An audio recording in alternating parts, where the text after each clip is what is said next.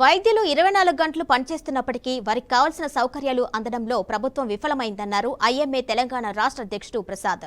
దీంతో ప్రజలకు మెరుగైన వైద్యం అందట్లేదని ఆవేదన వ్యక్తం చేశారు. Indian medical association Warangal zonal సమావేశంలో ఆయన పాల్గొన్నారు. వైద్య సిబ్బందికి కావాల్సిన సౌకర్యాలు ప్రభుత్వం కల్పించాలని కోరారు.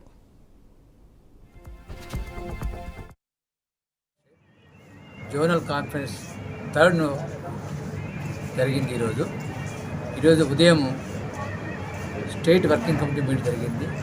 దాంట్లో ప్రధానంగా డాక్టర్లు ఈరోజు వాళ్ళు ఫేస్ అవుతున్న ప్రాబ్లమ్స్, డాక్టర్ల యొక్క అభివృద్ధికి, వాళ్ళ యొక్క కమ్యూనిటీ ప్రాబ్లమ్స్ కూలంగా చర్చించడం జరిగింది. అలాగే ఇంకో హాల్ లోపల కంటిన్యూడ్ మెడికల్ ఎడ్యుకేషన్, అంటే డాక్టర్లకు నిరంతరం ఎడ్యుకేషన్ అనేది ఒక్కరోజు అయ్యే ప్రక్రియ కాదు, సీఎంఏ ప్రోగ్రాం జరిగింది.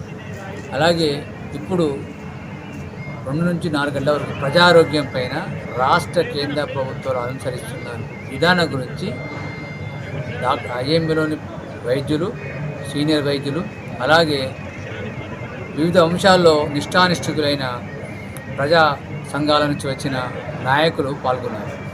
ఆ విషయం లోపల ఈరోజు భారతదేశ ప్రజలు, తెలంగాణ ప్రజలు ఎదుర్కొన్న సమస్యలు, ప్రజలకు నాణ్యమైన వైద్యం అందాలన్నా, ఈ ఆర్ఎంపీలు, పిఎంపీ వైద్యులు గ్రామీణంలో ఉండి వెళ్ళిపోవాలన్నా, ఈ ప్రజారోగ్యము ఎట్లా ఇంప్రూవ్ కావాలనే దాని మీద కూలంకషంగా చర్చ జరుగుతుంది.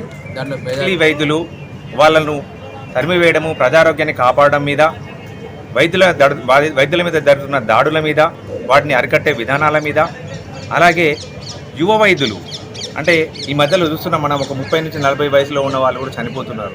దీనికి కారణాలు ఏంటంటే వర్క్ స్ట్రెస్ అవుతుంది. ప్రభుత్వం ఇవ్వాల్సిన ఫైనాన్షియల్ అసిస్టెన్స్ ఇవ్వట్లేదు. అంటే మన తెలంగాణ ప్రభుత్వం కానీ జాతీయ ప్రభుత్వం కానీ జీడీపీలో 1 నుంచి 2% మాత్రమే ఖర్చు పెడుతున్నాయి. దానివల్ల ఏమవుతుందంటే వైద్యుల మీద ఒత్తిడి పెరుగుతుంది. 24/7 అంటే పిహెచ్సిలో అయినా కానీ, మెడికల్ కాలేజీలో కానీ, ఆసుపత్రులు పనిచేసిన వైద్యులు రాత్రనగా పగలనక కష్టపడుతుంటే ప్రజలకు మెరుగైన సౌకర్యాలు అందించడానికి ప్రయత్నాలు చేస్తున్నప్పటికీ వైద్యుల మీద దాడులు జరుగుతున్నాయి.